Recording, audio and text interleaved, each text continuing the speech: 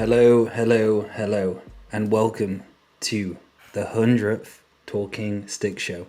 So we've gone from talking shit to passing the talking stick, and it's been a hell of an adventure, but an incredible adventure. So today I am joined by the infamous, the incredible. So we have the Amy Kruzic. Hello, Amy. Hello, Dale. Thank you for, I don't know, this fun show. 100 shows. How 100 amazing. shows. 100 shows. We got to celebrate. And, Yes. the balloons, tell it all. And Amy, have you got your bubbles working yet? She tried to have her I bubbles working, tried. but it was a tried. big fail on the bubble They're situation. stinky bubbles. Uh, Yeah.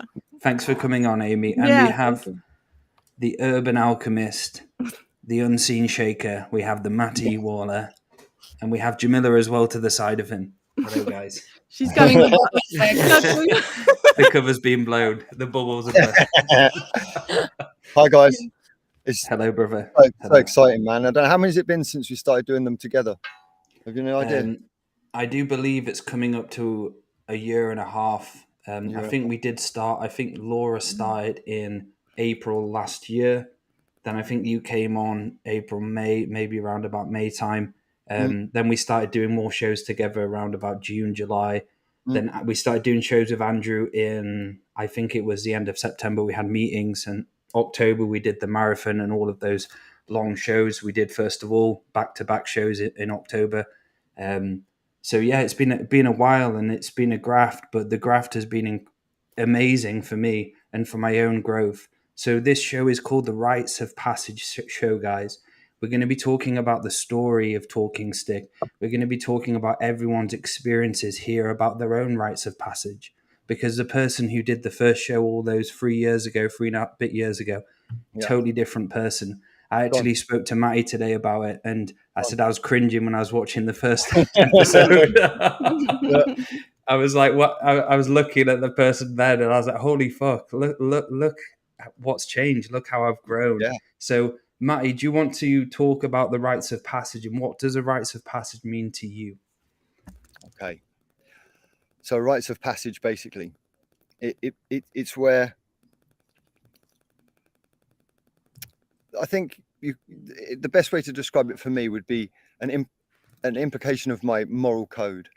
So I develop a moral code, and I stick to that moral code. And then as I go along my journey, as long as I stick to that moral code, it doesn't matter the twists and turns of the journey, whether I fail, whether I succeed, or how it happens, in what order. As long as I stick to that code, I progress. And the parts of me that I don't need anymore fall away, and they just gradually fall away, piece by piece, bit by bit, just maintaining that moral code and the disciplines that we adhere to. So rites of passage it is, isn't it? You could bring everything into that, Dale, couldn't you? What isn't rites of passage? I mean, what you eat, what you do at home, how you have your family life, the way you interact with human beings in general, and right down to your sacred disciplines, the power behind your prayer. Everything is a part of that. Yes. Laura. We have Laura Massey. Hello, Laura. Are you there? Can you? Hi, guys. So Laura's been having a few gremlins. Yeah. Yes, we can hear you, but there's a delay. Well, probably because I'm in the middle of Savernake Forest. If this is annoying, I'll turn off the video. What about turning the video off? See whether that's anything better. Are you hearing me okay? Yes. I can hear you fine. Yeah. Maybe so how are you doing, Laura? Welcome to the show. How are we today? Can you? Yes. Can you hear me okay? Oh, for the world. Yes, I can hear you all through the connection, but I'll stay on for as the internet here will allow. Okay. So Laura is calling from her holidays. What are you doing there, Laura? What's going on with you?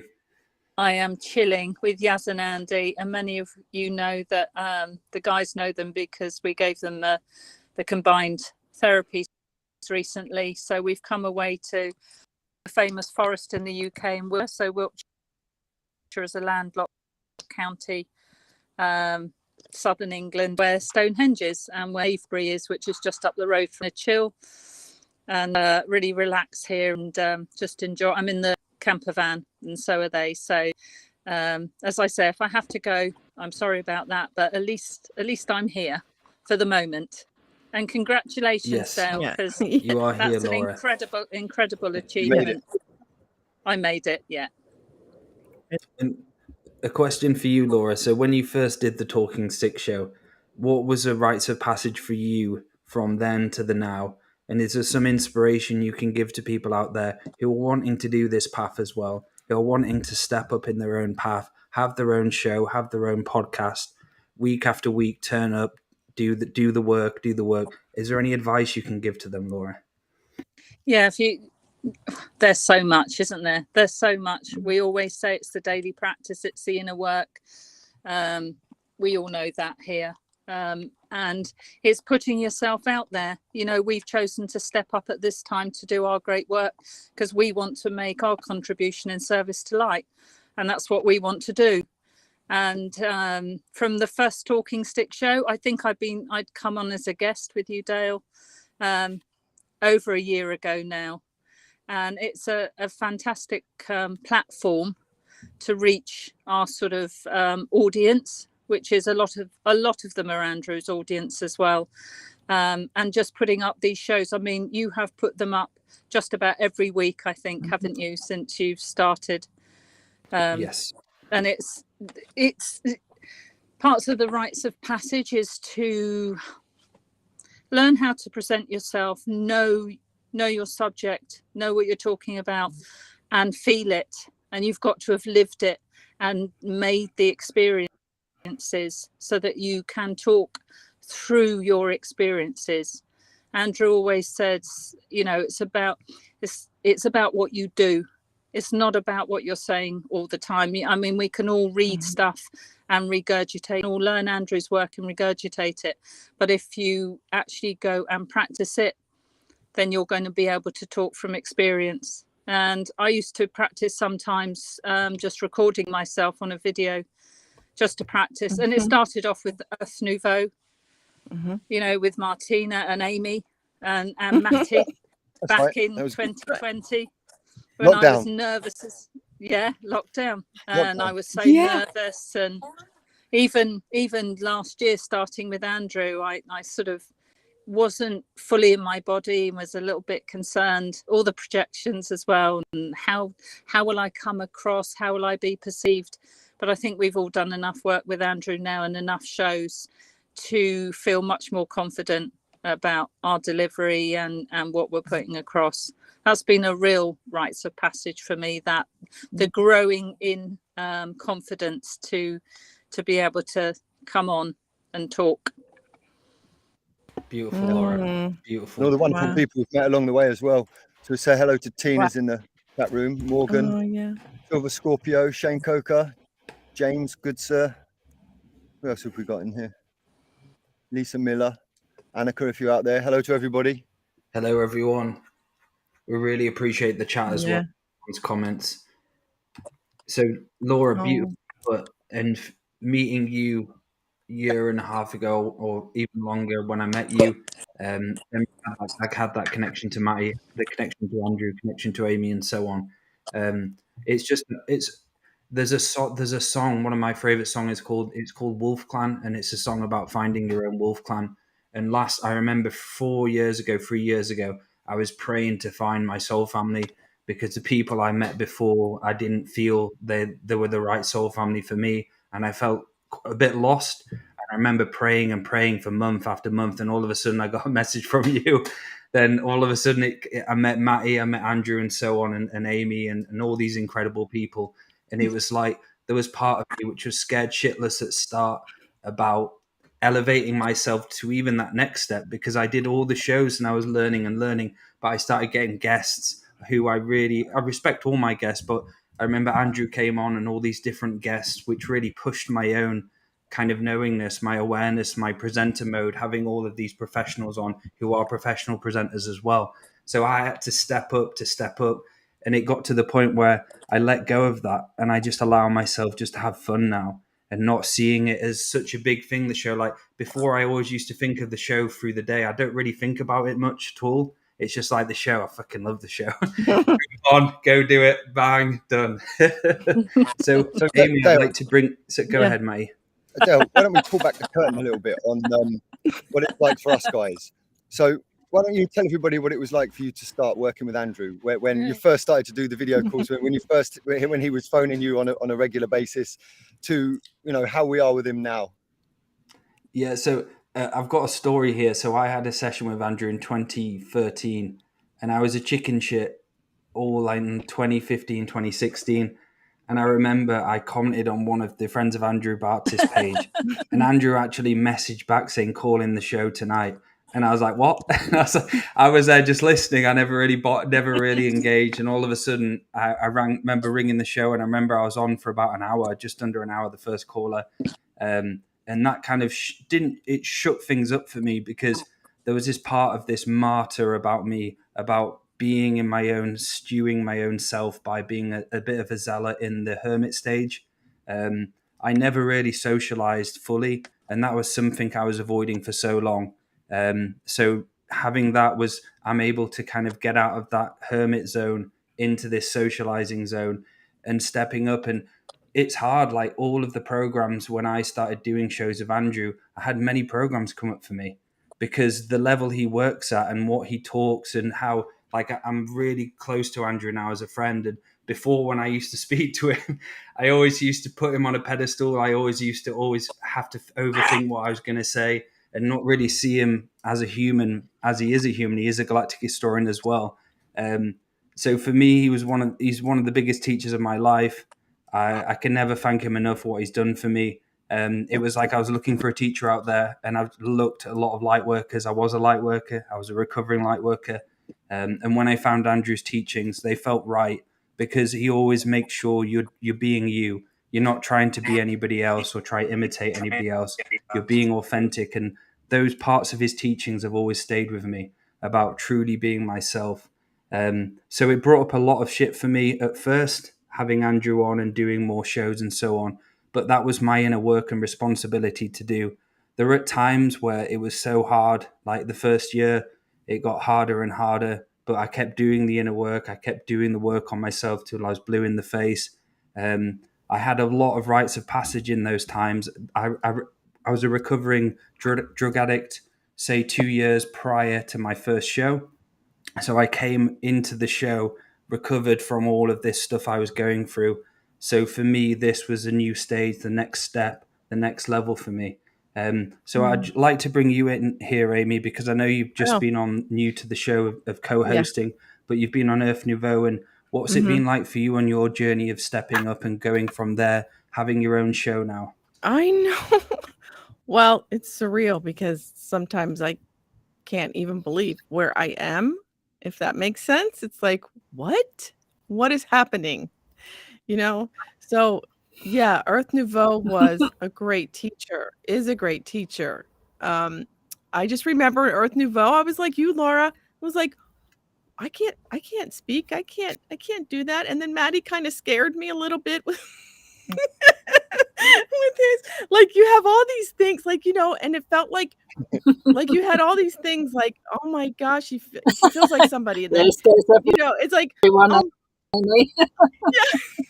I'm not afraid anymore. But those are the things that you go through. It's like, and then I had to do that. Like, well, why am I? Like, I have to question everything. Question, why am I feeling that way? But I would have to say that this built so much confidence and the effort. I'm going to say effort, determination. And it's not like I'm going hard for it. It's not like I'm trying to force anything. It just happens. And then I get a text from Dale that says, "Would you like to come on my show?" And I'm like, what? Like, why? So I don't know. It's just all these, just think of like box of surprises that happen. That's kind of what it feels like for me, is like these little boxes of surprises. And you kind of realize that, wow, okay, so I have been putting this effort in, and this, courage and this confidence, and, and to have people behind you is just even so much greater. So a support system, because there are times when you go down into that little valley and you think, what am I doing? What is this all for? But deep down, what it's for. If that And makes that's it. yeah. It's finding that support system around you as well, and finding those right friends who want to elevate you and see you succeed instead of being jealous and bitter. Unfortunately, I met a few of my old friends who were like that, and it was nice to see having the friends around me now, and all of you guys. We want each other to grow. This is why I want Amy on the show, because I want her to grow and add to this show as well. And Laura and Maty and Andrew add, and David and so on. So I'd like to bring Maty in here. So what's it been like for you, Maty, from when you first were doing these shows to the now? Sorry, beg your pardon. Well, my journey's been absolutely transformative. You know, it's I was ready to work with Andrew in as fact as the fact that I have my skill sets and that, but personally and privately I wasn't. And you know, he's such a big influence. Someone's just put some loud music on. He's such a big influence that really you don't get much wiggle room, but he does it in a loving way. So I can see that the kind of person I needed to be in order to be successful in this role is what he carved me into in a very short time. Obviously, I had to do it, but he showed me the way step by step by step. You know, without pushing me too far, and and allowing me to make all my own choices. And then naturally, obviously, this process has progressed with it. So, you know, I remember the first time we were first doing the shows, as soon as it goes live, you can't describe it, but you enter into a completely different state of beingness. It's such a foreign feeling. It goes zoom, and you're aware of who you're with, how many people will be watching in the future, and it's all there in your face. But after a while, I remember just talking with you on the Talking Stick show, Dale, one time where we was just chilling and just talking like friends, you know, and that was it really. It just once I'd been able to just relax into it, it was easy. It's easy because it's all the stuff that we've learned over the years that we've been doing this, and we've been doing this for a long time now collectively, you know. Beautifully put, Maty. And that's it. Meeting you, Maty, you're an incredible person, and your dedication to the seen and unseen world and your precision in the work you do is, I put my hat off to you, brother. I really do. You amaze me. You amaze me every time, and that's it. And yeah, my hat goes off to you, man. Thank you, brother. Appreciate that a lot. Yeah. So, sorry, I thought you were Joel then, Laura, because you have to. That doesn't sound like Joel. And in the beginning, Go ahead, Laura. She's got a delay. Oh, right. I was going to say in the beginning, Dale, you didn't have the support. What's it like now? You've got a producer, you've got Andrew and David behind you. It's so, being brutally honest, I remember having loads of different guests on. Have we lost Dale and I'm here? I think we've lost you and I'm here. What's it like now, Dale, with having a producer? I think there's a delay, Laura, going on here. Laura's in the past. Laura's in the past. Laura's locked in the past. So to answer your question, Laura, I'm really, really honoured. And for this path, it was about finding faith. And for everybody listening out there, faith will guide you to miracles. Faith will guide you to... Sorry, Laura, you've got such a delay. Someone might have to message her. It was about 2 minutes in the past. Oh, man. So it's about finding that faith. And for me, when I first started, I had broken faith. And I did work so I could fix that broken faith in the past and start solidifying myself more and more. Am I really? Okay. Sorry, what's going on here? Right, we're probably going to have to mute Laura, Joel, just because... and you maybe have to message You're attacking us in the past. Laura, just mute. Oh, my goodness. There we go. So it was that case of me finding a source connection, finding faith.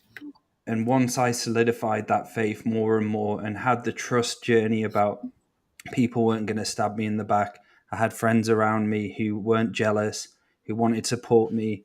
And it was a new way of life for me. Like, this is a new way of life. I know I've been doing it for a while, but doing it on this platform and doing it to so many people, it comes with different responsibilities as well. Like at the start, if you don't look at your own shit and you don't do your own work when you're doing shows like this, it may be quite hard for you, because the shows will show you about your stuff you're not willing to look at. Yeah. And for me, it was all about lack. It was all about not really valuing myself. So I had to go through that journey of doing the hours and hours of going back and clearing out that lack. And once I cleared out that lack more and more, I felt more source connected. And there's times where I do pray, where I ask for help when I'm in need. And I see prayer now as my process of really evolving. Like I can just go into a prayer out of nothing. And before 4 years ago, I couldn't do that. Yeah. And these are the teachings of Andrews. This is being friends with him, learning from him, and really stepping up to being myself. Is there anything you want to add to that, Amy? Yeah. I agree with everything. It is part of the process. But what I wanted to tell you, Dale, was just, I love, and just what you just said, it's your vulnerability is really what got me. It's like, this guy, you just really just speak from your heart, and you're just so vulnerable. And I remember a show, I think it was Debbie Smart, you were interviewing her. And I'm like, well, who is this guy? Because there is something about you that maybe you don't realize that is just very special to people. Thank you, Amy. I really appreciate that. Yeah. And that's something I wanted to evolve in, to the point where being honest and open about who I am is my power and it's my protection. And there were so many times at the start of my journey in my light working process where I put on a mask. I wanted to heal the shit out of people. I was living a lie, basically. And it started learning about how important the sacred feminine is for a male, how important being a feminine person as well is for the male, having that loving connection, having space for people, listening to people, respecting people. That was some of the things I've learned in the last few years more and more, how to really respect people and understand how important it is to allow people to grow. Yeah. And that's what we're doing here. We're giving everyone a platform, everyone to watch this and learn their own process. So you can have your own show. You can have your own guests on as well if you want to do it. Yeah. If you're listening to me now and wanting to always in the back of your head wanting to do a show, then do it.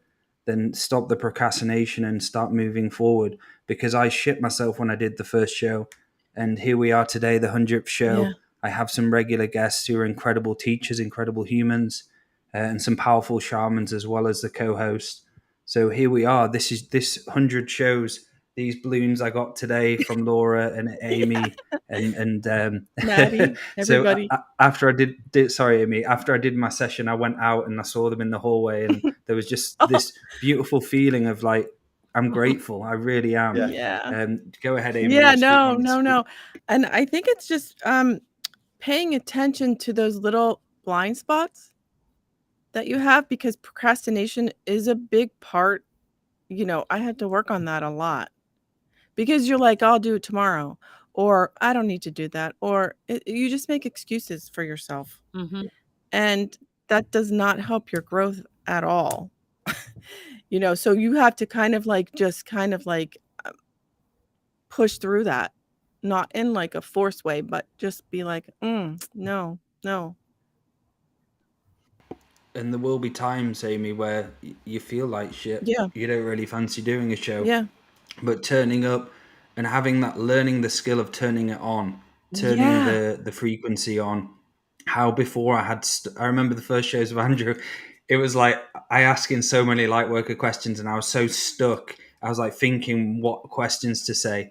But now it's just innately, as I go on the show, I can turn it on, and it's a comfortable on where I'm opening kind of my heart, my frequency, and I'm not allowing myself to kind of like go backwards. Before I was hiding a little bit. Now it's like I'm here. I'm showing everyone who I am now. I'm not scared. I was worried at the start of the shows about people and what they thought.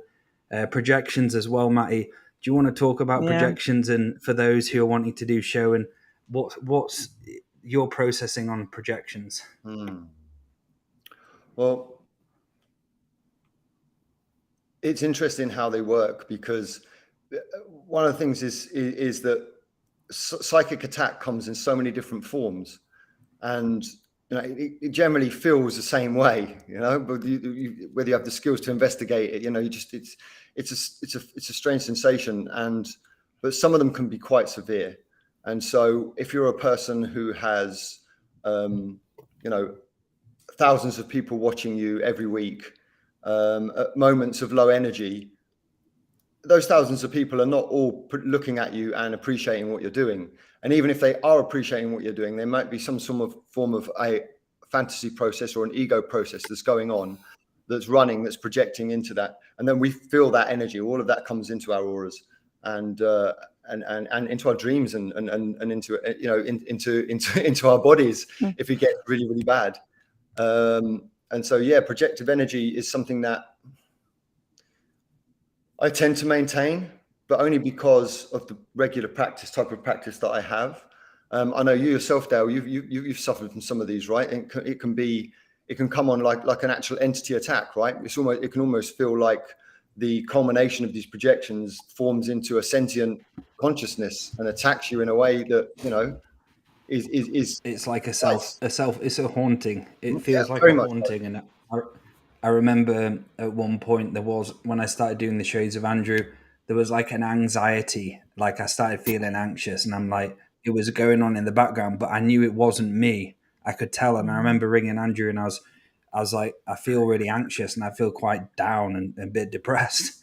And he was like, because you're not, because of all these projections, hundreds of people projecting at you a certain frequency, and you're allowing that shit in. So I was like, holy fuck. Then I was just thinking, looking forward to the next show, I'm like, fucking hell, it's just going to go on forever. Mm-hmm. But when I started to harden my energy and started to learn to not be the zealot, because part of me was a light worker in the past who wanted to heal everyone, let everyone into my frequency, be the empath and so on. There was a process for me in the last 6 months where I'm like, no, there's a hardening of me where I'm not allowing people in. Even when I'm triggered, I don't allow the projections in. At times they will come in and I do the work for that, but I'm not affected anymore in that way by it because I've hardened myself enough. Yeah. And that was a big process for me, like learning from Maty, because Maty hardens himself a lot, has a lot of protection, shields himself. And I know me and Laura spoke a lot about these projections. Laura, do you want to come in here and talk about your experience with them?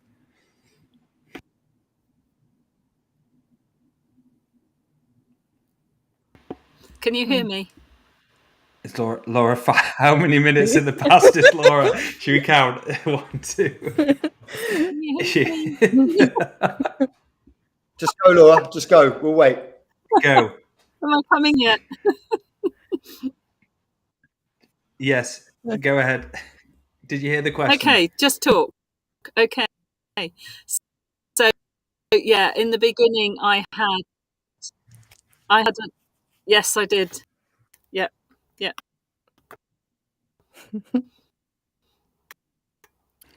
Okay, I think we've still got a bit of a delay going on there. I had a lot of. So, Maty, do you want to add to that? And I felt very, very attacked. Something wasn't right. I didn't feel good. And I knew I was being attacked at some level or another.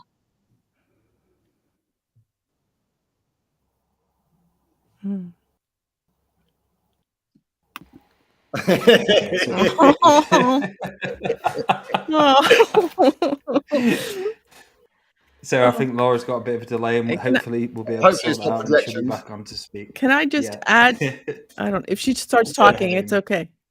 Can I just add about how I had no idea, but Dale specifically came to me and said when I started my shows about projections, like that is just how loving and sweet and all you guys are, because it's like, watch out for those, like build a write a revocation and build that around you, because I would not have known that. I'm still kind of like a, I don't know, maybe I'm still a teen. I don't know. But, it's kind of like, that's what you do.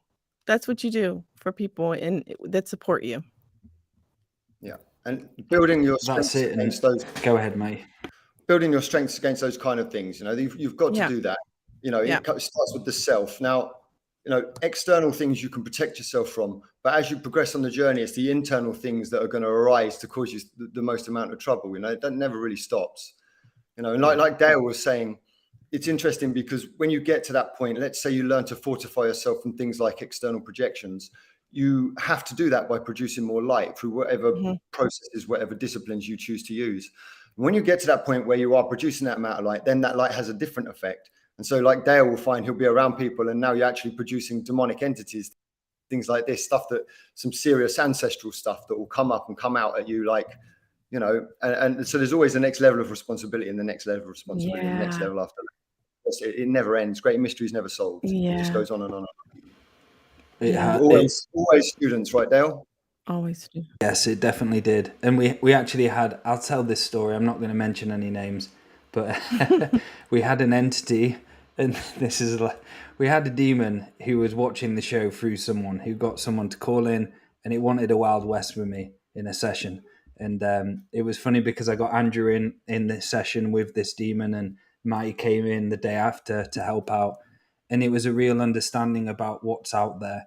But for me, it was about not getting lost in it, because I'm not going to lie, the last few weeks in my clients, I've had a lot of depressed people. There's not judging that at all. I've had a lot of people with demons and ghosts, person after person after person. And it was a big lesson for me. And like Maty says, there is that sort of responsibility about increasing the light around you, not having any doubt at all, knowing you've got friends around you who can come in and help you out. And that was the biggest thing for me, knowing I could ring Maty, knowing I could ring Andrew or Laura. Just asking for that advice and help is very important. So my advice through all what I've just said then is find your clan. Find those people who will love you. Find the people who will listen to you and support you. And a lot of people hang around with people who don't have the best interest for them. And I see this time and time again, people coming and do shows, then they drop like flies. And it's just great to find the soul family and have that frequency with all of you. It's like that pheromone, we're all attracting each other and having this soul family reunion on the 100th show. Yeah. Woohoo. Can you hear me, guys? Yeah. How are we doing, Laura? Are you back into this timeline yet? I hope so. Am I now? Am I here? You sound much better, yeah. Yeah. Okay. So really interesting to listen to all of you. What to my past self that was speaking just now and saying that I remember when I started to do the shows with him, and we were also doing talking stick at the same time. He said, "Have to up your protection. You're going to have to do that extra many more viewers and so many people who their unseen world, whether they're taking a piece of you, putting those projections on you." And it's something Dale and I, we had to step up and do that.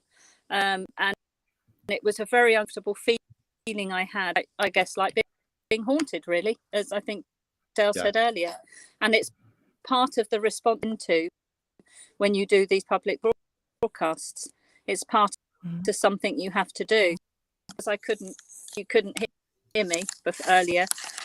Dale was saying I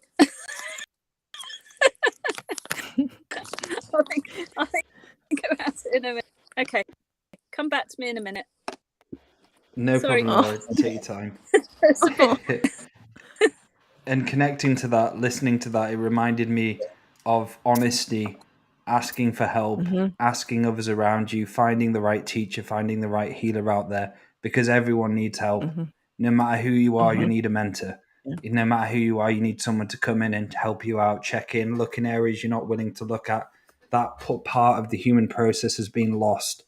And it's about reconnecting to that process again, not going into ego when you start getting the skills and you have a teacher who's showing those skills. And like a lot of fuckers try and imitate and overtake and start stabbing them in the back as soon as they start learning more and more. It's about being responsible in all ways, seeing how your words and your message creates within people and how people feel when you talk as well. Observing yourself, not giving yourself out too much. Is there anything you want to add to this, Maty? Well, I was just thinking that what we've been through because I don't want to say too much, you know, but what we've been through as a group, especially when we're doing the healing sessions, people might think it's all glamour and glitz, but I tell you, we need each other and we have each other's backs, and together we are a formidable team. And I tell you this now, if we weren't all there together working in the way we did, then we would have been hit hard. And there have been scary moments, haven't there, Dale? There has been stuff, and Laura, right? There have been scary moments, right? No, but we are so strong. Yeah. And that's because we are together. And yeah, I don't want to get too sentimental, but it's watching how it works and just the fortifications that we have, and how some people are good at one thing, some people are good at another, some people are good at another thing. And when you bring all these things together and you have them as a functioning group, it's unstoppable.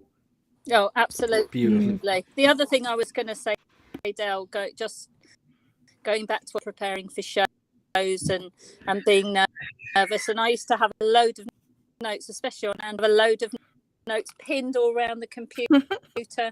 And I realised it was just, part of me wasn't there.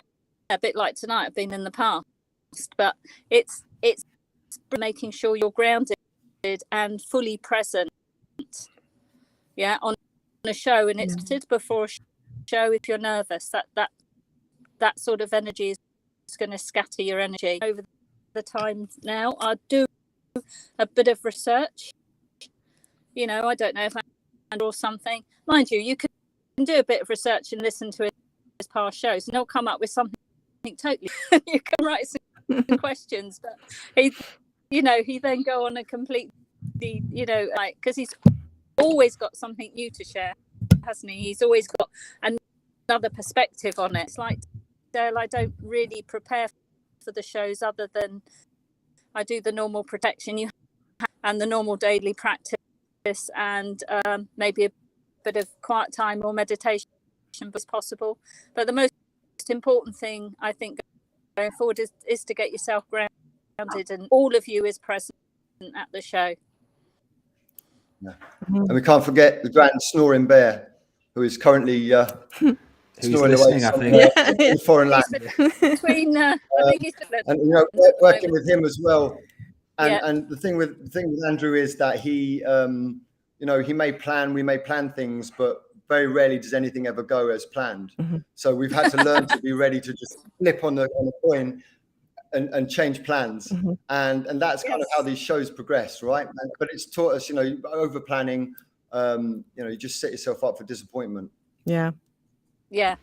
And for those people who suffer with confidence, it's about turning up and doing it, continuing to do it, even if you are nervous. Step up again, do the next show, do the next show, do the next show, until it becomes innate. It's just part of you, and you've learned this mastery of it, where you're in full presenter mode. You're able to just go into a unique flow of the self. You're able to have fun. You're able to not have any seriousness about you. Well, some seriousness, but just allow that kind of locomotion of a show and all the energies it produces. So anything you want to add to that, Amy? Well, I would like, it's so funny because the word expectations came up. And when I look back at my journaling, like say a year ago, there was nothing like what I'm doing now. There was nothing that I wrote in that said anything about doing a show. It said something. There was a little bit of message of a book. But so this is my book. This is how I'm telling my story through shows. I would have never. That's my take on what I've written in the past. So it's like, honestly, I wasn't focused on a book, but somewhere I was focused on telling my story, or telling, presenting who I am and showing my vulnerabilities and my confidence and how I had to build up on that. So so I don't know if you guys ever experienced. Laura and I did exactly the same thing. Did you? Yeah, Laura and I did exactly the same thing. We decided we was going to write a book with some of the teachings that we'd learned and get them all down. And then within a few weeks, that book had gone from this to this to this to this to a bus tour. It just like the way it goes. And to be fair, none of that was wasted, because we've used No. so much of the material in the book, but also looking back, I'm sure Maty would agree with what we wrote then. We've got have a new perspective in the future. So in some ways, you can write a moment book, but you want one that's a legacy and one that lasts. So I don't know actually get to a breaking book. up really bad. Have I broken up? Turn the video off, Laura. Might be a bit better. Try again. Can you hear me now? Yeah. Much better. Okay. So you could actually see when I was speaking.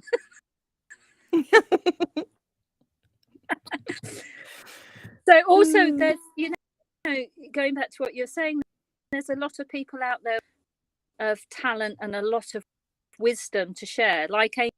Look how Amy's come on, and she's okay. So many people have got stuff, their own perspective, not ours, maybe a take on that, and they're putting it forward with their own signature frequency. To have more people out there doing more shows to make the community all share in this community with each other's wisdoms.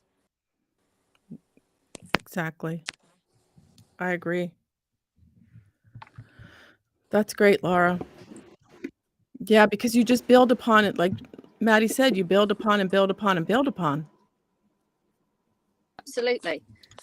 Yeah. And it's I just think people are nervous of doing their own show or putting videos out there, but you just practice with them on your Facebook page, like Dale does it all the time. He advertises his practice. You get better. You get more confident about your product. Can you hear me okay, guys? My mic's yeah. That's it, Laura. Even if you've got I did have gremlins before, but it seems to be okay now.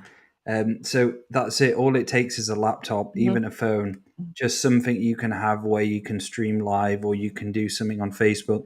You can do a show pretty much on so many platforms. It's about starting. Yeah. And there's so many people I see as practitioners, as teachers, and they don't have their own show. They don't show themselves publicly. And for me, I see it as sometimes quite a big limitation for your own marketing skills, for people to see you on a bigger scale, for people to get to know who you are as well as a personality. So all it takes is a camera. And if you're listening now and wanting to start your own show, get people on about sharing their stories and experience. You could even have a Rites of Passage show, just something allowing story to be teachings. And that's what I do. That's what Amy does, Maty and Laura. We do the teachings for our own story, for our own validation. We're not just by saying what Andrew does and just saying it. We're actually experiencing it, doing the work for it. Yeah. And the joy in it. When I used to do the prayer service, which I'd like to do again some days, I enjoyed writing that and speaking it so much to me that I was able to express my particular talents, my particular view of great mystery and great spirit. I think like that, where you don't necessarily have guests on, you can read prayers. There's so many things putting that language out there. And Andrew always talks about the now, which is the language that carries so many of these frequencies and everything that we're all working within the celestial medium of peacekeepers. We all here, I know, like to use Andrew's particular carries so much energy behind the words. So you're not just reading your words, you're actually carrying this frequency and building on these frequencies consciousness. Wow. Yeah, that's great, Laura. I love that you said just you can be your own show. You can just go on and just say your prayers and just tell your story. And enjoy. You've got to enjoy it. I know it's a bit nerve-wracking at first shows now. Yeah. It's so much pleasure from them. It is kind of funny to look back at them. I don't think I have the courage to look back at my shows, but I probably should because they're probably hilarious to me now. You know, you have to laugh, and you have to be able to laugh at yourself. Come on. You know? Over-seriousness ruins it. Yes, you have to laugh. I mean, I don't know. It's just kind of like, I think I finally have, and I hope to make 100 shows, Dale. Yes. Inspiration. Inspiration. Yes. I need 100 guests. And even dealing with the trolls and all of the people who don't want you to succeed, and we've had some talking shit shows in the past, and all of those people who want to bring others down, and you will experience that in some form if you start doing shows and having a lot of listeners. You will have people who hate themselves enough to do that. And we've experienced that. We've experienced people trying to belittle the show, belittle Andrew and so on. And for knowing Andrew and spending a lot of time with him, it's just all bullshit. And we've been able to get through that and become stronger. It actually made us all stronger. And that's the funny thing about it. All of that shit made us stronger. And we learned a hell of a lot from it. So, it felt like a win-win in all ways. Yeah. Because we just kept going and we just kept doing it. And it was like a fart in the wind at one point. When one thing came out, it was just another fart and another fart, until the point where the farts kind of disappeared. Fart back now. I mean, can I share my experience as far as having a show and then having a new show within months? Like, because you learn from so I had 8 episodes of a show. And it wasn't going the way that I thought it should go for me and my growth. And with all your support showed me that. And I was able to leave that in such a short time, that you don't. Okay, so my thing to learn was my commitment to it, thinking commitment meant forever, forever. And it doesn't. It doesn't. It's commitment to self. Yeah. What do you want to do for your growth? So I just have to throw that out there, because there may come a time where you're like, okay, I'm done with this. If you're working with someone else like I did, and maybe sometimes it's just good to do it on your own. And there's David. That's my producer. Snoring Bear's here as well. The Snoring Bear and David have just appeared. Hello.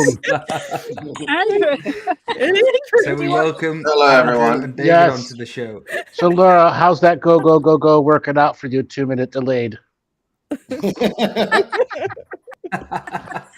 Background. Did you hear it? It was hilarious. Oh, yeah, it was quite hilarious. It was very hilarious. It was multi-dimensionally ironic. So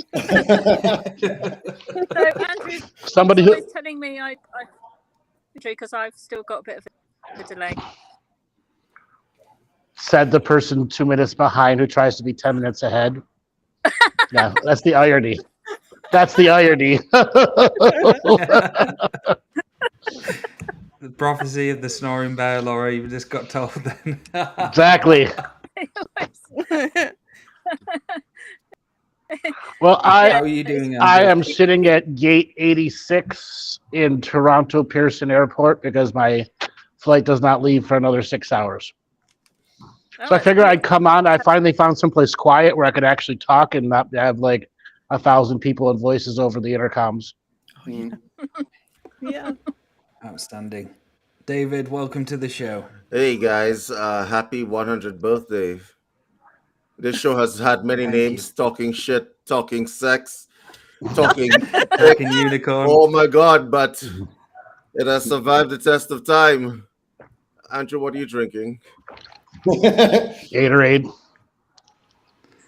All right, you're in Toronto. Powerade. Yeah, Powerade. Yeah, you better drink that Gatorade. You're in Toronto. No shit. I've got a question for Andrew and David, and we'll start with you, David. What does a rites of passage mean to you? What do you mean, generally, or in this? In general, and in your life as well, from your own experience. A rite of passage is it's really a rebirthing of the self into something else. Okay, so a rite of passage could mean something as simple as you going through some shit, like the man shit, right? For those of us who have children, I'm not mentioning any names. All right. That's a rite of passage. Some of us never went through that rite of passage. Yay. All right. And for others, it's like, a more formal kind of thing with a ceremony and whatever else, right? But I think we all go through rites of passage whether we like it or not, right? And we're all going to go through one at the end of this lifetime, right? Nobody Yes. gets out of this system alive. I like to say. And at the end of it, they're like, well, let's show you your rites of passage. What happened? Here you go. Here's your life review. Oh, I've been through many rites of passages. Amy was talking about doing her own show and getting bathed in fair, and then coming out of that fair, and now we have a full sparkling purple wall I know. behind her. That was a hell of a rite of passage. You know, that's Yeah.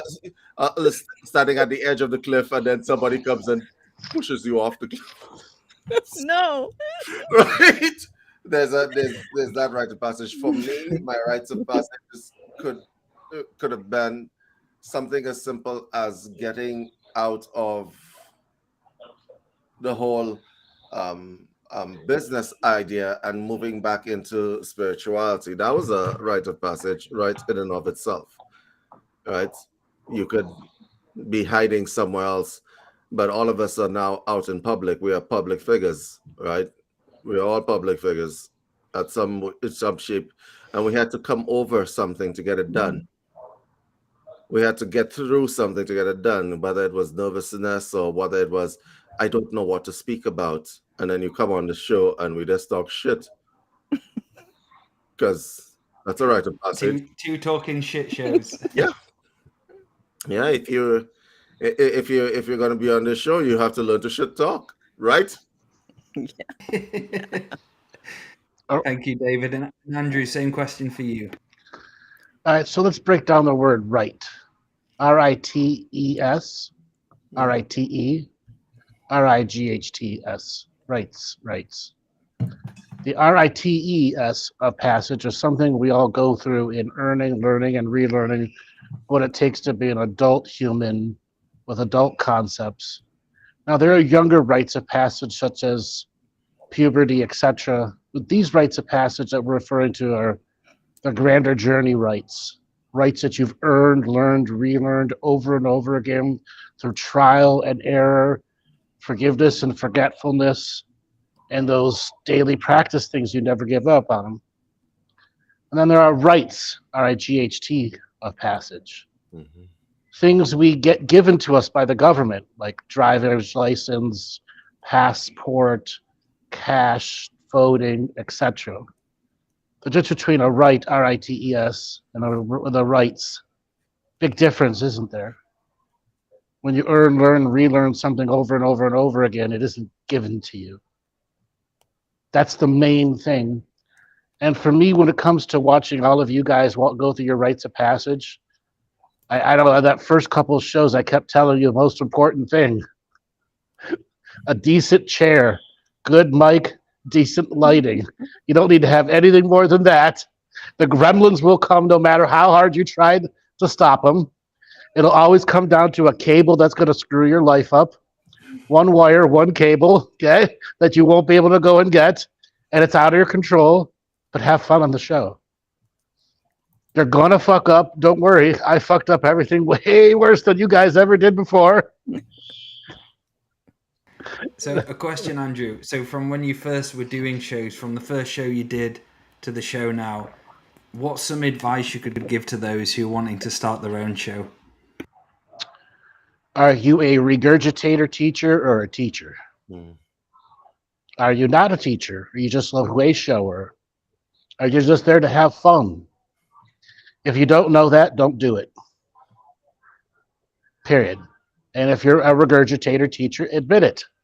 I take what other people say and I teach them how to say what they just heard. That doesn't mean you know how to do it. Okay? Comedy works like that just fine, as do many other situations. But in spiritual teachings, regurgitating teachers are some of the worst. And why is that? Because they don't know what they're actually talking about. Okay? No wisdom behind it. No wisdom behind it. The next thing is, if you can't stand in the fire, don't go into the fire. If you are a person that thumps your chest in the background, but as soon as the lights come on, you sink back with stage fright, you shouldn't be doing this job. Next thing is, there's not a lot of money into it, unless you're willing to work your ass off so fucking hard that you will think their slave jobs are better than this shit. The next thing is, if you don't love working your ass off so hard that you don't want to go back to your slave job, don't do this job. Because it's only the hard work that pays off. It's only the hustle muscle that pays off. And it's not about view counts. It's about individual people. How much you can connect to them, how much you can help them go through their changes, the types of things that come back to you through, your thing. You are not just the head of your own company. You're the CEO. You're the tech officer. There's no one there that's going to help you. No one's going to write your emails. No one's going to do your email capture list. No one's going to determine what goes up and down on your website other than you. If you don't want to be your own boss and don't want to be a self-starter and don't want to do all those things that you saw in job titles, quit being a podcaster. But if you think you can, I will advise you to quit again until you're really ready to make the commitment, which is, I'm going to make lots of mistakes. I'm not going to feel like I've been successful at this very much. And the only way for me to get successful is to make more mistakes and more mistakes until such a time I've learned, and relearned how to keep an audience. And you can tell straight away when someone has earned, relearned, and earned in so many ways, because you can hear it in their voice. You can hear that kind of authentic flow in that their own heart. And that's why opening your heart into these shows, not fully, but just allowing a space of listening, respect, honor, passion, and happiness. How can you allow those to be part of you? Twice a week we do shows. Every week, next show. And I'm going to be brutally honest here. I've never regretted coming on the show or thought, oh, fuck, I've got a show. I have never felt like that. And I did feel like that at work. I remember those days rolling to the restaurant thinking, oh, fuck. And I've never felt like that. Or ready to quit at the restaurant, but you stayed there all day. Yes. Like, fuck's sake, what time is it? I watch it all the time. Okay. I have a question. How did we all end up here? Me. Great mystery. The great man. Liz Finn here. Yeah. Finn. Great and universal prophecy of the snoring bear. It's the common denominator, isn't it? Mm-hmm. Yeah. Laura's come from the past. Laura's from the past. Laura. Coming from the past again. It was so good because you had at least a minute delay. There was like a full minute on your delay. So yes, the great snoring bear brought you all together. Mm-hmm. Yep. That is He was hilarious. snoring under a tree somewhere in some multi-dimensional space. Mm-hmm. How was it? So Andrew, how did the snoring bear prophecy get to light? On the bus trip. I was in the back snoring, and I think Jamila made a comment, and I go, no, I'm the great snoring bear. It's my prophecy. It was just like snap, like instantaneous. I am the great snoring bear. And then it turned into Snoring Bear was going to make a book with all the unique prophecies. Special, you will hear a bear snore coming out of the west, and you will know it's time to dream again. Those classic light workers prophecy comments. People that have not met Andrew don't know why it's so funny.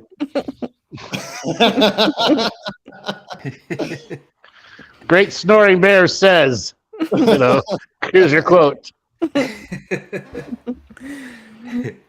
So why don't we talk about mistakes? Because I think this is a big thing, and something for my growth was I'm going to make so many mistakes, and I'm going to continue to make mistakes and not allow the mistakes to change you or hold you back or you just give up.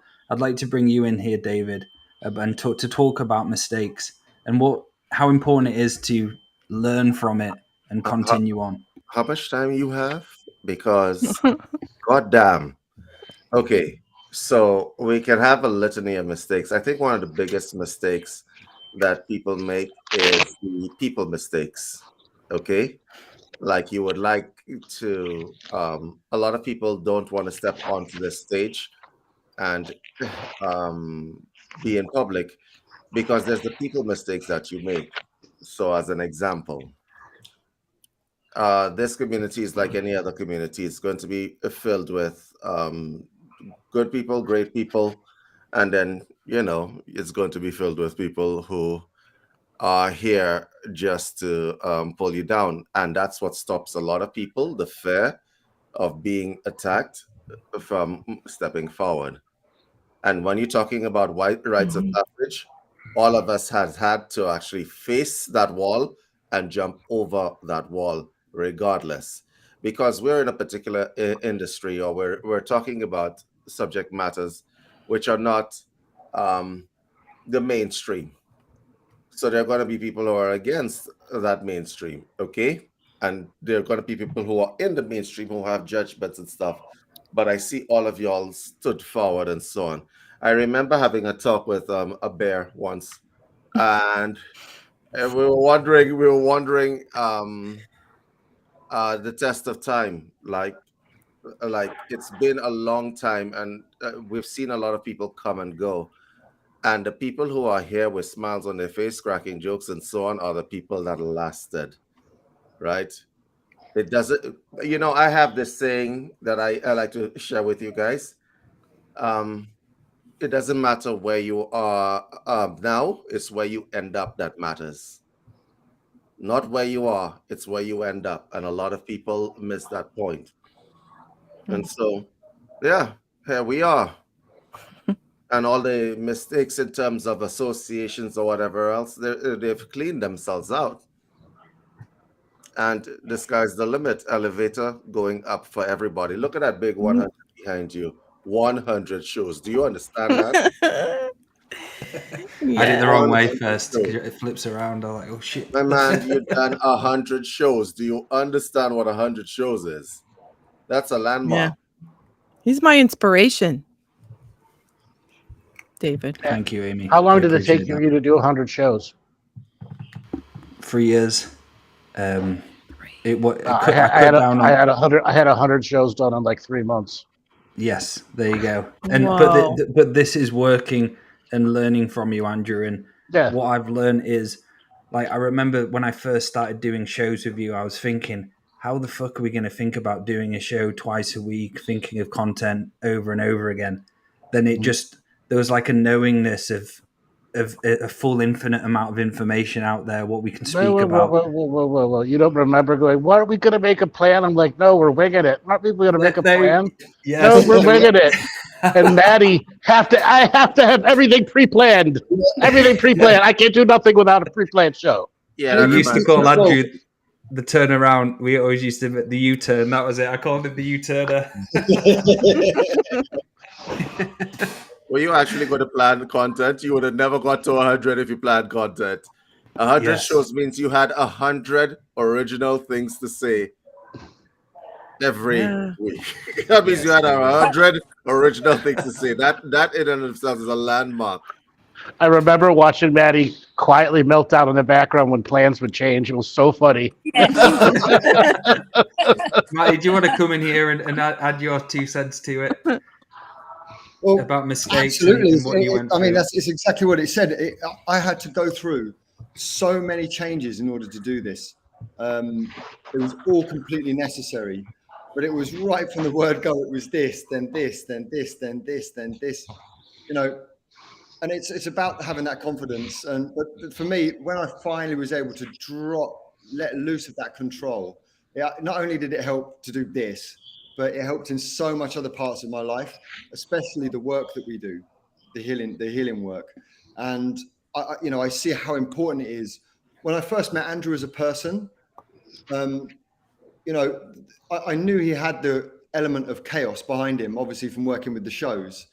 Meeting him in person, that chaos was still there, but I can totally see where the chaos comes from, because it's allowing a flow, it's allowing a pattern. It's not giving any room for things to come in and limit the experience. That one man's chaos is another man's connection. Exactly that, you know, and and so I've learned a lot in this short time. There's lots of other denser stuff as well, but I don't want to go into all of that. But put it this way, I've had to go through my however many nights it was in the desert, that's for sure. So I think those lonely Maty nights. Yeah. One thing with Andrew is you have to think on your feet. Your feet forces you into your wisdom storage rather than you might know or anything you've got written down. That's what I learned early on. Think on your develops your wisdom. That's what you did it for, Andrew. I'm teaching in itself the fact that you did a few U-turns. Dale used to call you U-turn. Sure. Like, holy shit, what's going on here? The little programs. What did you learn from the U-turns? that I fully surrendered into freedom, and I realized all these programs who overworked me or wanted control had no place here anymore, and they didn't have any place for my growth. And all of the pissed offness or frustration that it changed into not frustration, allowing it, being in the now moment, knowing that everything can change in any moment, and change is so natural for our growth, and change is one of the best things we can possibly do. And before I was scared shitless of it, I wanted to do the same shit over and over again. This is how the people who stay at home all the time, they just want to be in that comfortable space over and over again. And when I started meeting and doing shows with you, Andrew, Maty, Laura, everyone, David, I had to change. I had to allow myself to change and really accept who I am, and not even like I've said at the start of the show, having friends who support you is so important. People who are not jealous, people who want to lift you up, give you space to talk. That's so important, because we lose those human skills, and those are one of the most important human skills we can possibly have. Respect for each other, and not allowing us to shit on each other when one of us gets successful, or you have this over sense of jealousy. Work on it until you allow acceptance to come through, and know that everyone has a unique individual signature frequency they bring to the table. Everyone is different in such a unique way, because everyone's gone through so many different rites of passage. We all share different stories, and our stories are ready to be shared with you listening. And I am inspired from all of you. I really am. You're incredible people, smart people who have made me a lot smarter than I was before. Remember, Dale, what I said to all you guys at the beginning? We're going to collaborate. And then you started broadcasting your show on my channel, and I started broadcasting my show on your channel. And we started crossing over. And then David's doing the same thing with everybody else. Just so we're all sharing and collaborating with our advertising space. I want to bring David in here to talk about the overview of how that all works together when people collaborate from the top to the bottom, and what it does for everyone. Yeah, I remember the first time I put out shows, period. And I kept stressing collaboration over competition, okay? Because Maty made a very interesting point there, and so did Dale. Everyone has a unique signature frequency that they're bringing to the table, okay? Not any of us are the same. We are different in different ways, okay? And the collaboration is what allows for expansion. There are a number of people. You remember, Andrew, when we first started doing outreach, we reach out to people and we say, we're trying to do something. So we will promote anybody that's inside the community. I made mistakes. Like I put out a call to action to everybody. Okay? Yeah, that was a mistake. In case you're wondering, I put out a call to action to everybody. And you had people who believe they want to protect this and they want to protect their little space of 5 people, all right?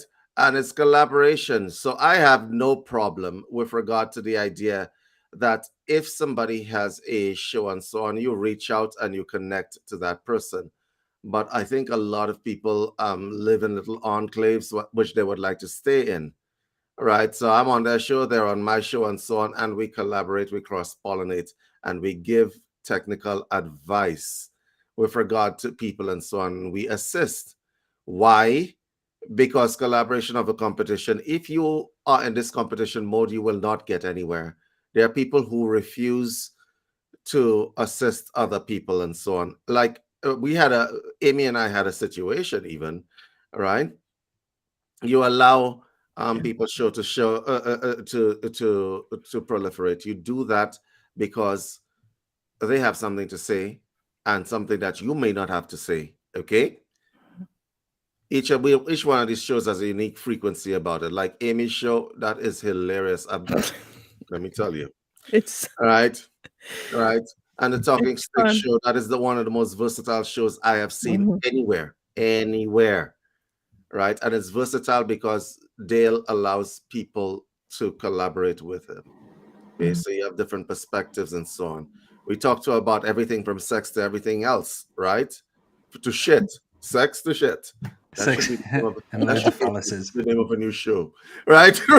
We talked about everything under the planet, and it's the collaboration that allows for growth. And now look at what we're doing. The things that we never thought we revived that modular system. It actually ran. Scotland tour. It ran. No barriers and so on. And this was done with collaboration. It was not done in the spirit of competition. So really, props to everybody. Beautifully put, David. Yeah. Amy, do you want to add anything to that? No, that was beautiful.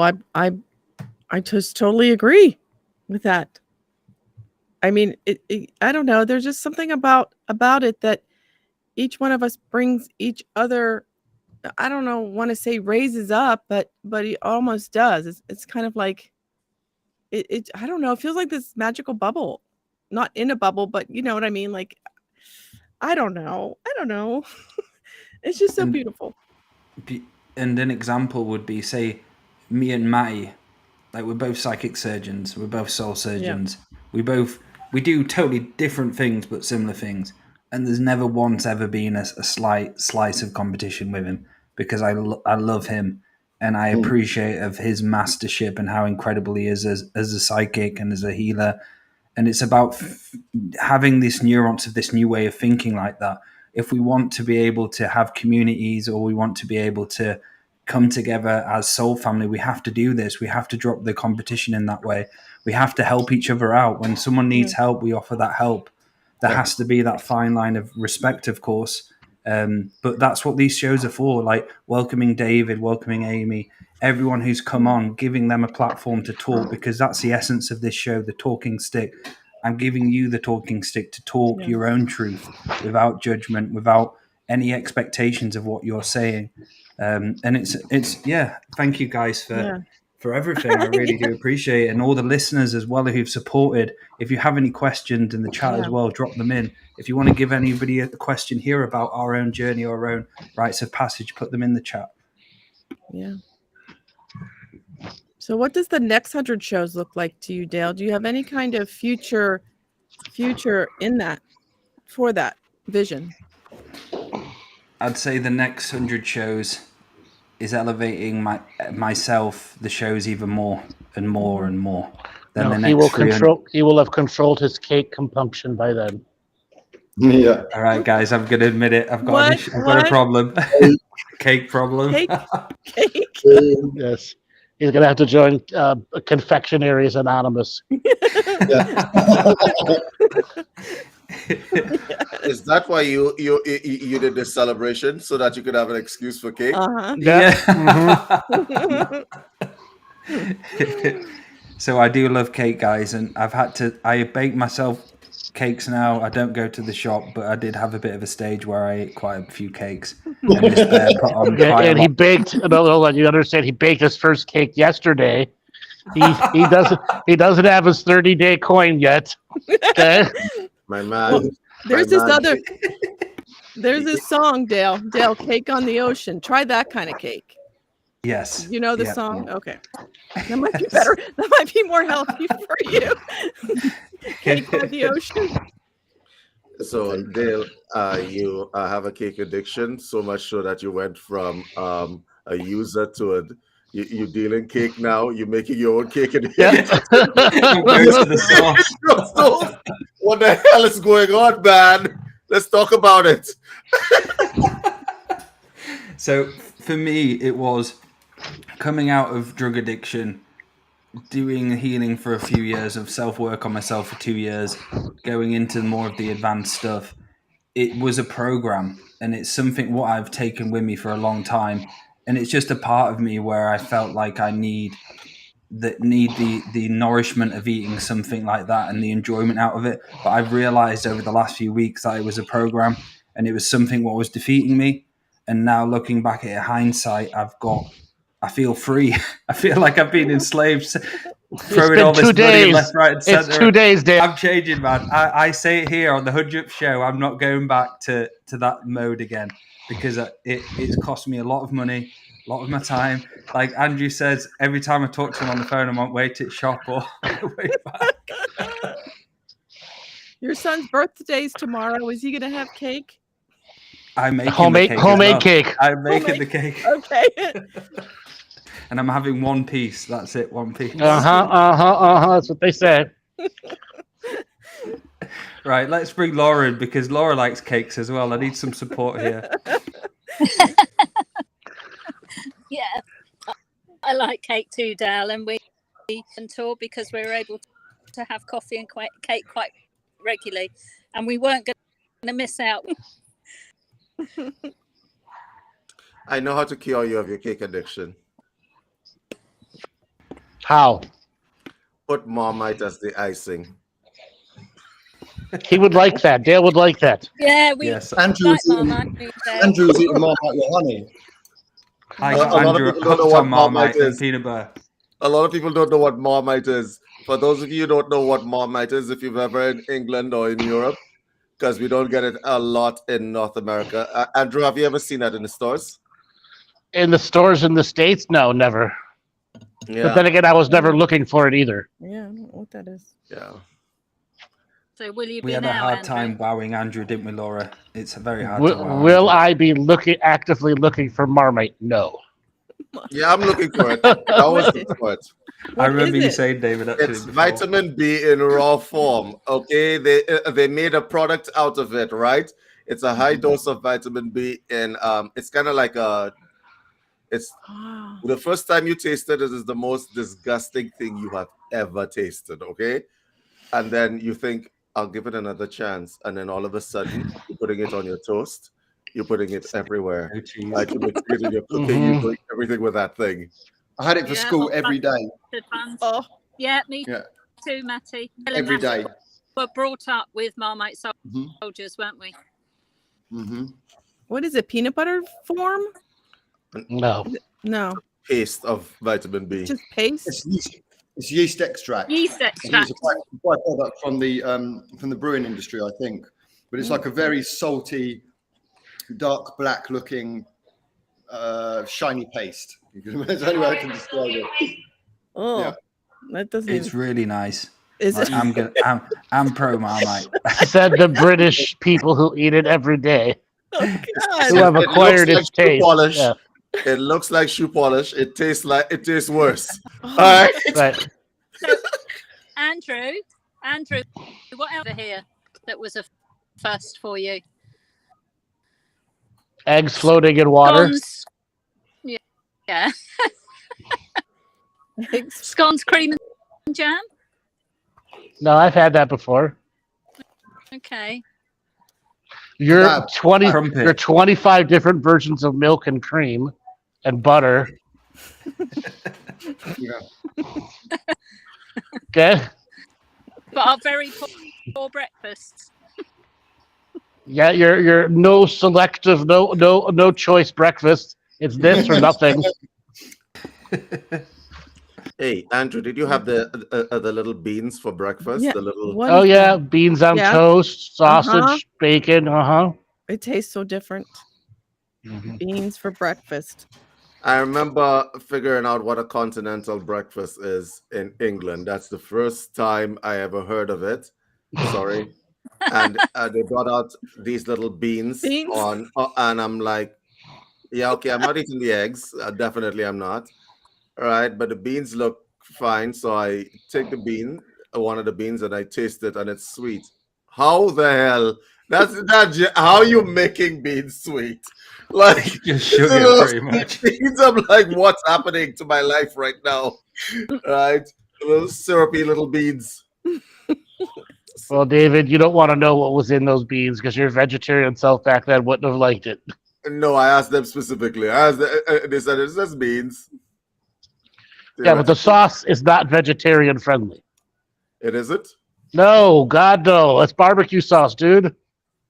Really? Yeah. Hold on, what beans are we talking about? Look, when you beans. get this English breakfast, they give you this thing, right? Baked beans. Beans. Baked beans. Heinz Baked baked beans. beans. No, it's not Heinz. I don't know what Heinz it baked is. Well, baked beans anyway.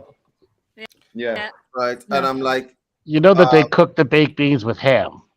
Yes, they do. you're so messed up, right? We didn't David has had meat. We found out he's specifically I'm a vegetarian. But anyway, the fact of the matter is, this is the first time I've ever seen beans for breakfast. I mean, like, there's when I was in England, there's so many things I had to get to reconfigure my mind to. Yeah. Beans for breakfast. Marmite is a different taste completely. Completely different taste. What else is there? I had to reconfigure my mind to the fact that in certain parts of England it is going to rain every day. Yeah. Vines growing out of the Tell me walls about of the it. house.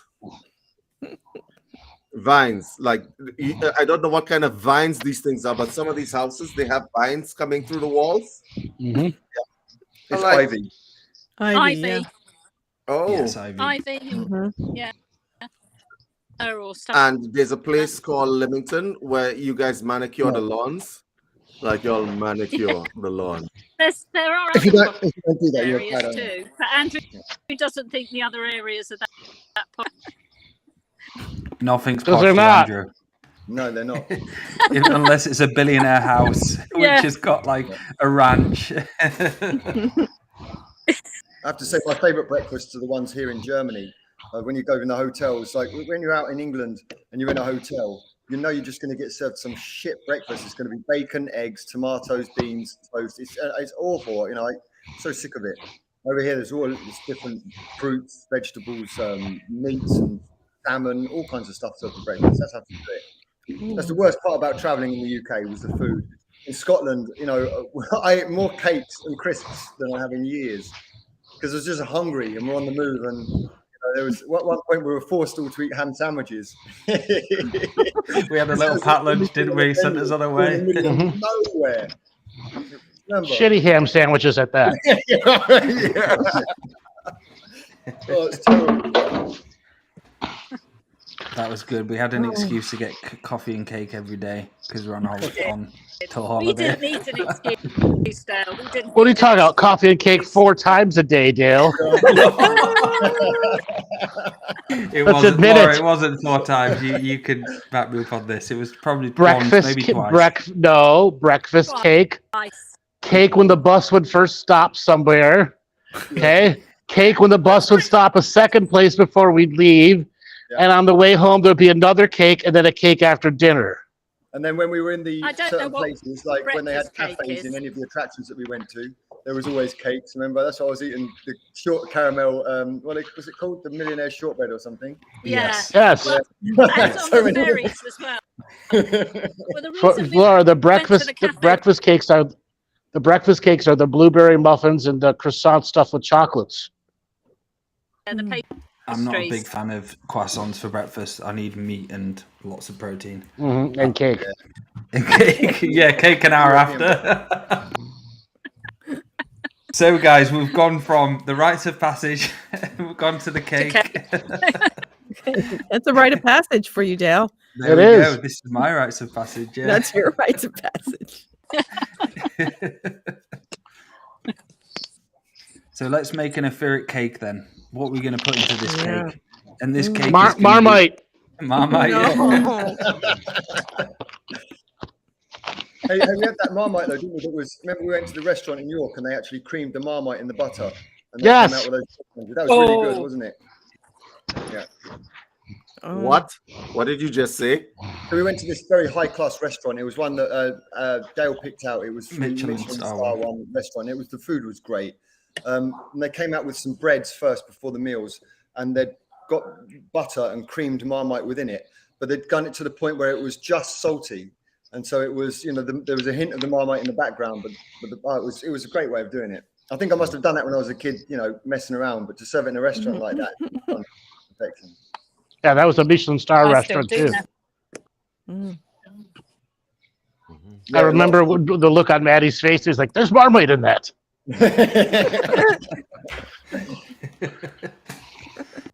That was great food. Yeah, it was. I had the ox cheek. That's right. I had the oxy. I think I ordered pretty much majority of what you ordered, Andrew, the whole trip. Because that sounds fucking good. I'm gonna do it because you pushed my availability to try other things, and I usually try. But I was fucking sick of fish and chips. Yes. On the Demon Day, remember, on the Demon Day, I ate a steak like that. Remember that was like that. Just now that I think of it, Andrew, you're a real bad influence. Yes, I know. This man making me eat vegan mac and cheese. Now, like I would listen. This is the first time I've had mac and cheese in my life, right? And they had like, what was it that they put in the mac and cheese? It was like macadamia milk. Macadamia. Not macadamia. Oh, sorry. Macadamia, something and milk, some kind of nut milk. I forgot. You remember the stupid smile I had on Nutmeg. my face? Yes, no, it wasn't nutmeg. Yes, I do. It was for 3 days, David. Yeah, that was a foodgasm, really. That was like, what have I been missing all my life? Right? I've been looking for mac and cheese everywhere since that time, vegan mac and cheese. I gotta go to get back there. I had the best sushi today, and I don't like duck, but I had a duck that was done today where it was so tender and the outside was so crispy. It was in a Japanese restaurant, and it was absolutely stunning. You're missing out, David. Laura, I'd like to bring you in here and let's roast Andrew for a bit. What's it like being with the snoring bear on a day to day, and what has he taught you, and what are some of the foods you've started to eat? Oh my God, I've had to. So let's just start with what he's taught me. I've had to level up so many things because you can't get away with anything, even if he's teasing you about something. Because there's something in there that will trigger you, and that you can't get away with anything when the Galactic Historian is your guest. So it's been very, very, very good for me. I've had a huge growth because basically I've been Andrew and I've sort of been together through the coach tour, and then at my house, I think, Andrew, isn't it? So obviously we've got to know each other really well. Me tremendously with my relationships. He's given me another perspective on things. Just that are just so many things. And he prods you all the time.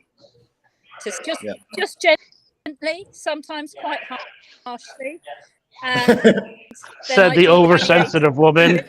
Said the oversensitive woman. Sometimes a bit too hard, Andrew. Said the oversensitive woman. Who's got a man? Yes. So but I did take it well, and I did make adjustments, and I thank you because of it, and I feel better in myself. And sometimes you don't even realize he is that subtle with it. You don't realize that he's taking you to another level. It was wonderful, but I do need a break because I need to process. Said the stubborn woman that goes go go go go go. Didn't want to hear that one. I've heard So it. everybody that's listening, you've got to understand that Laura and Andrew have been side by side for weeks and weeks and weeks. Even when we were in Scotland, they shared a room together. And then, then we were together in the house. And then, so they've been together for weeks and weeks and weeks. And we've been joking they're like an old married couple. Yes. That's how they behave. And we do sometimes sort of fall out. No, don't say fall out. You have to No, fall it's into not fall out. processing. I have to now I've got some time, a month off or so before York too, and it's something I need to do. But I do really appreciate everything he's done. He's really helped me tremendously. Yeah, and on the food front, we've been out to eat with friends and had good meals at home and eaten out good meals, haven't we, Andrew? What's your favourite? Oh yeah. What's your favourite? Stilton sauce, whenever you're cooking the Stilton sauce. That pasta and mushrooms we had at the Lamb Inn was very memorable. The lamb we cooked was good. Oh, a bunch of the other stuff too. Yeah. Yeah. How many times did Laura cook, Andrew? I don't know, 3 or 4. I did say to him, I have cooked for 40 years, brought 2 stepchildren and 2 of my own, and then 4 grandchildren. A while ago, I needed to retire grandma. So along with retiring grandma went the cooking, everything else. I just don't do that so much in any way. She got rid of her cooking utensils. And I had to go rearrange her drawers because there weren't lids to pots or pans. Stop saying that on a public broadcast. All right, I had to rearrange your pants. We have English people in the chat. Yes, I know. I said that on purpose. Talking about. Yes, I said that. Like, I would also say, Laura, do you want your pants as we're going to the car? And he meant trousers, guys. Okay. No, I meant pants, English pants, British American pants. Yeah, American trousers, yes. English trousers. Okay. No. But no, it was great fun. And I don't know, how did you, what's your perspective? Oh, it was wonderful. I mean, I don't know how many times I tell you, our arguing like a married couple was very funny, actually. Mm-hmm. I mean, that first night we were laughing. Yeah. And they weren't real arguments as much as they were just pointing things out, and we were laughing as we're pointing them out. Mm. Like when the crazy drunk people were underneath the windows at Inverness all night long. Darling, that won't be us one day. So, Laura, I want to change the direction a little bit. So, when you first started doing shows with Andrew, and from how you are now, and like how you can really, you're a presenter now, you're a professional. How has it been for you from the first Laura who came on the shows, who had that meekness, which I did as well? I had a meekness about me. What was it like for you going through those changes? One who wanted to hug a Karen. I'm just going to say that before you guys do, because that's what I'm not. A tremendous growth. I mean, a huge growth. And years ago, I put Andrew on a pedestal where he hates to be, and I used to do that, a lot of us. And it took me a while to get out of that, even slightly when we first started the shows. But going on 2 medicine journeys with Andrew and doing mentorship and getting to know him. But it was after doing the shows together, and I was nervous because it's Andrew, and you want to sort of, you've learnt the material and that you practice it, and like we were saying earlier, the experience of it, you're just not repeating what he says. So the first were quite tough because there's a part of me that sort of had some to show I was worthy of the place he'd given me. I felt very honoured that, us Two Feathers Medicine to work with. This was like Andrew, for goodness sake, you know, I'm slightly nerve-wracking, and then the more shows we did and the more confidence I got and the more it's such a nice, relaxed, joyful experience. And I just, yeah, he's just elevated. Just I've level up, as I keep saying, and that's the best word to use where Andrew's concerned. You know, call you out on your shit, and it's And only what was it like? so you grow. What was it like for you, Laura, going through the rites of passage of being a light worker to the Laura, the shaman today? The rites of passage is a wheel, isn't it? It's the medicine wheel. You're going to go from paths of transformation. So you've got to do it. If you are there yet, it's something I'm continually doing. I'm continually revisiting all these nations on sort of like another level and then another level. And it's something I will, the more you do it and the more you apply the teachings, I just think of life. That's what I'd say. You just are able, I'm more joyful as well. And the quality, I've got more of than I've ever had. Yeah, I'm much more together. I feel much more common.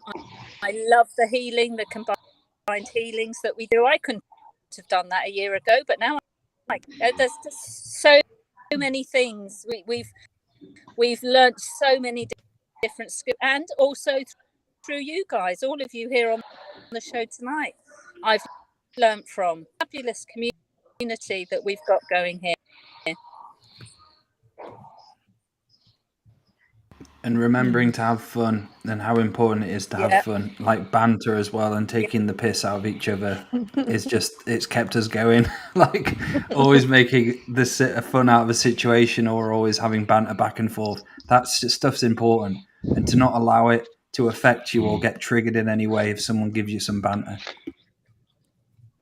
Yes. Yeah.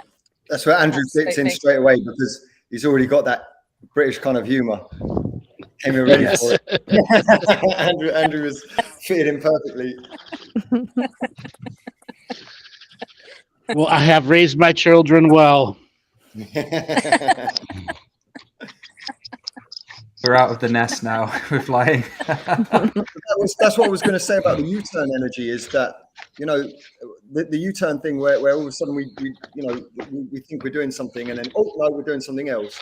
What I learned was that, well, we've learned everything already, because in the 10 plus years that each one of us has individually been studying the material, and those moments where it's like we're doing a U-turn, yeah, but we already know what needs to be known, you know, and it was that really got me comfortable.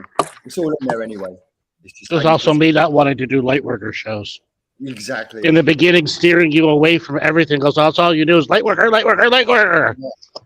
Yeah. Serious. Right. We've got to teach them everything they need to know in 1 hour. Yeah, serious. What's your take on light workers, David? I've not heard you speak about them. I'm the worst person to ask that question. My take on light workers. That's a loaded question for me. Let me see now. I remember having these kinds of discussions with Andrew. You remember those discussions, Andrew? Oh, yes. Right. I'm like, are these people going to be just continually serious with themselves all the time? Yep. Right. To this day, it used to be annoying. Oh, that's your flight. Right. It used to be annoying to me. Now it's just funny. Now, Amy and I have jokes about light workers because they come on the show with a scowl on their face, kind of like the puritanical, like you sinners, all right? Yeah. Yes. They come on the show. You sinners, all of you are sinners. Y'all are not worthy. And you know, my imagination goes places with these people, like scowl at me, baby, scowl at me.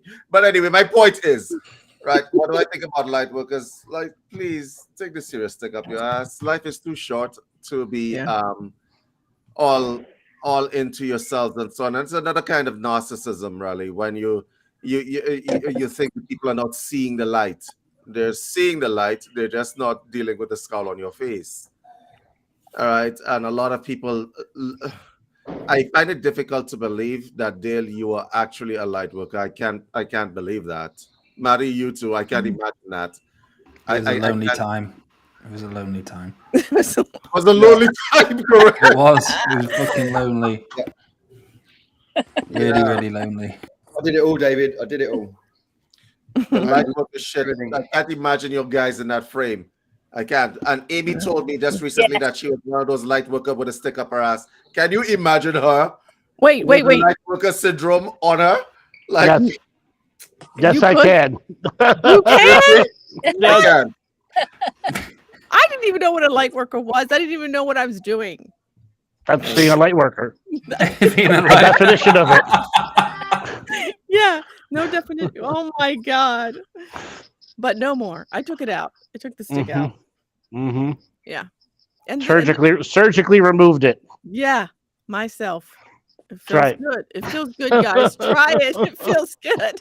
The regularity has returned. Yes. Right? Everything feels good to be a human, doesn't it? Yeah. That's how I does. felt Was after. it anal cranial inversion? Cranial inversion. Anal cranial inversion. No, cradle anal inversion Cranial anal inversion syndrome. Head up your ass syndrome. Oh boy. So, Amy, what does it take to get the stick out of people's asses if they're wanting to do Oh my shows? Gosh. Watch comedies. Hang around people that laugh and joke and just laugh at yourself. I couldn't do that. I couldn't laugh at myself. And especially coming from a big family, people, they were funny. My brothers and sisters were kind of funny, and yet I took them like, meh. Like I didn't understand. Like it's just supposed to have fun. You're just supposed to like let it down, let the walls down, and just laugh at yourself, even when you trip and fall on the floor. Yeah. One of the funniest think things that we did when we were away was Andrew taught one of Dale's sons who has autism. He taught him to say, "These nuts." It was so...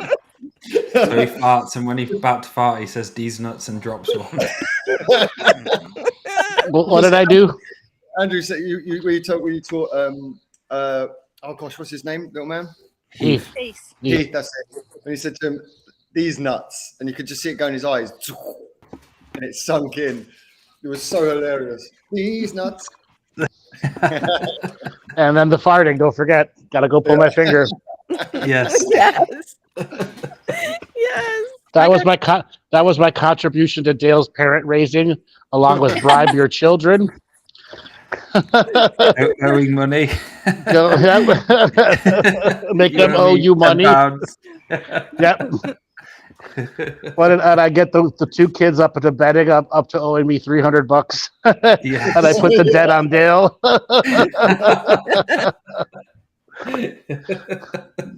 Yeah. They now owe you. Dale bought the marker. Oh man. Funny stuff. Some of it was so crazy. That's why it was funny, because you can't believe it. You're actually going through it. And we're doing the therapies, and some of the things that would arise. I mean, the first day was bonkers, wasn't it? First day was. Yes. Yeah. You had to have a sense of humor, otherwise we'd have been destroyed. Yes, exactly. Yeah. So As looking universe back- universe testing us. Yes. Yep. So looking back, we've got 15 minutes left of the show. Let's look back at some of the shows we did. Maty, does any of the shows stick out for you, or any experience we had you want to share? I think there are so many. It's so hard to pick anyone, but I have to say that some of the shows where we was doing the communications, this is a personal thing, this is for me, when I was having some of the communications coming in and having to filter the information, translate it, relay it to Andrew, listen to his response, process that response, and try to keep that flow going. It got me a whole new appreciation for what Andrew was doing those whole years as I was watching him, from 2013 onwards. That one blew my mind. Yeah, those couple of shows, it just gave me a great appreciation for how difficult it is to do what he does on a weekly, daily basis. Thank you, Maty. And Laura, what about for you? Laura, in the past, Love Massey, are you the there? light language show. Mm. Can you hear me? Am I here? Yeah, I can hear you. Okay. No, you're not. So the light language shows, and also the light worker show with Andrew. We did a light worker show right early on, Dale. One of the ones I did with you. We had such fun remembering all the stuff we were doing as light workers. Yeah, that transferred across to one I think we did with Andrew. I don't know whether there was a light worker show, Andrew, in the doom and gloom. It was one of the where I was trying to break you guys of light workering early on, because it's all you do. We try to have a show meeting, light worker show, light worker. It was all this light worker questions, and I even have to say light worker question. So I did whatever I could do to break you of being light workers. So there's quite a few of those. Yeah, there was. And shows, and the light language shows are also really well received. People love those. Got an audience that really interacts with you, because that's what we're there for. Right. And Andrew, it's a bit of a hard question, I feel, for you potentially, because you've done so many shows about so many different things. Different type of question I want to ask you is, what's your personal favorite type of shows to do? That's like trying to ask what's your favorite movie.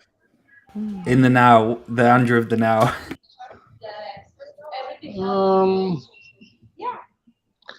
It's still going to come down to the ingredients that are involved in it, like the type of people that I'm working with. How far can I push it? Are these people able to handle my frequency? If it's like working with somebody like David, who has a context that's through the roof, then you're like, we can go in any direction, and there's a salivation to that type of energy, meaning, yes, I can go in any direction, any way. And then there are the ones where it's laser focused, where David doesn't give a crap about this or that subject, but he knows what it is. But I can nail it down with Maty or you. So again, it's going to come down to the person's capacity to give back and equal co-creation, as well as over co-creation. There are times David and I did stuff where we're over co-creating, but we're not competing to each other. It's just because we're so excited to reach this next level of stuff. And even though half the people in the audience can't understand a word we're saying, it doesn't matter. Okay.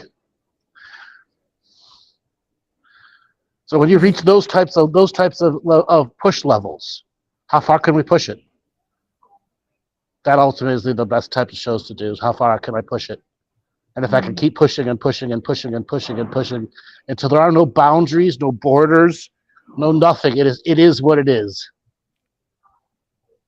That's very true. Yeah. And that's the same with me. I don't think I have a personal favorite show.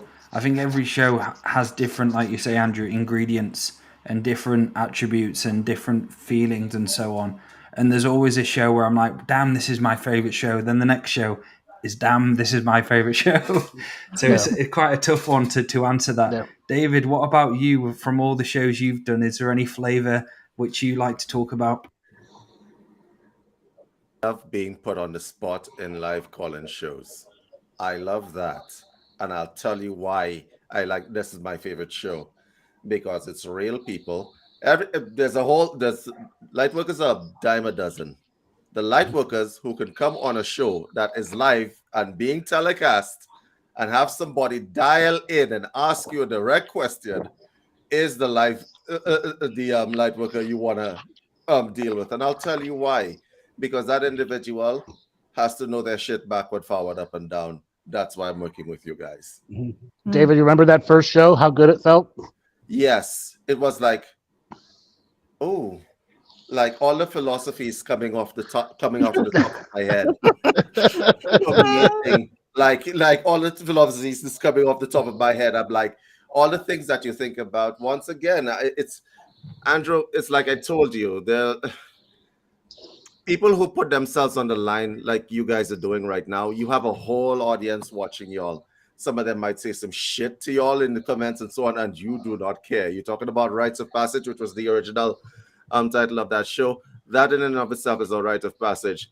I'm going to give special props to Meek and Mild, Amy Kruzic, who is no longer Meek and Mild at all, because that was a big jump you just made. I remember having a discussion just recently, and I want to get back to Andrew's point with Amy, and she's saying, I don't think I've developed enough. I'm like, shut up. Shut up. Okay, what are you talking about? What you're on a show, okay? So I think the best thing is this live call-in show. Amy's on a live call-in show. Somebody might call in, right? And say, okay, tell me about this. And you have to know your shit. So that's David's show. Yeah. Yeah. Thank you, David. And Amy, for you. Hold on real quick. And David, when we did those shows where people were calling in from the bathtub, those were some of the best ones. I remember those. you listen, you can't make this shit up literally and figuratively. You remember that show that I decided to get into the bathtub because I got tired of people calling it from the bathtub? Yes. So I decided to get into the bathtub my own damn self. That's the show that I like. Yes. You can't get away with speaking in a bathtub and pretending not to be in a bathtub. There's a sound, isn't there, when you're in that bath? The water sounds in the background. Oh God, I love those shows. Can't hide shit. That's great.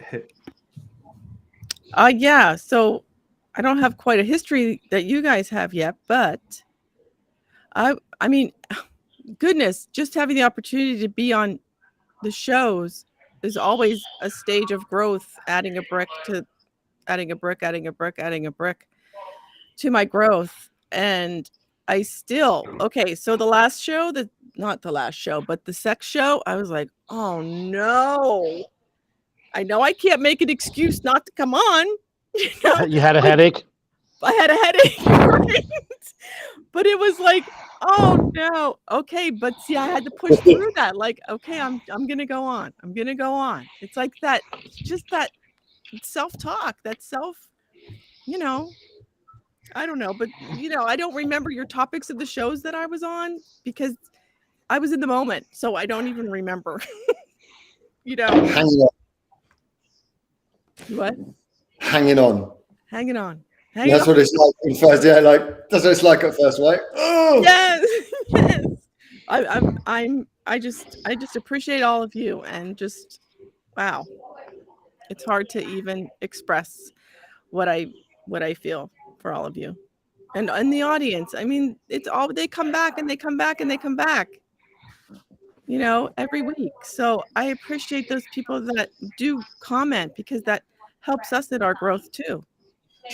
To see your questions. Especially if it's funny. Or really especially fun. Yeah.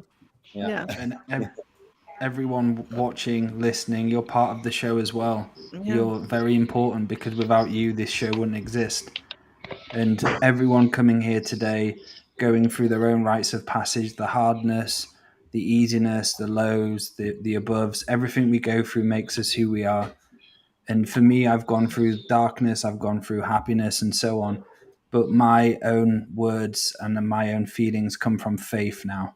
And that's what's guided me here today to do the 100th show, is having faith so embedded within me now that it's just part of me. There's no separation anymore. And there's a knowingness, there's a trust.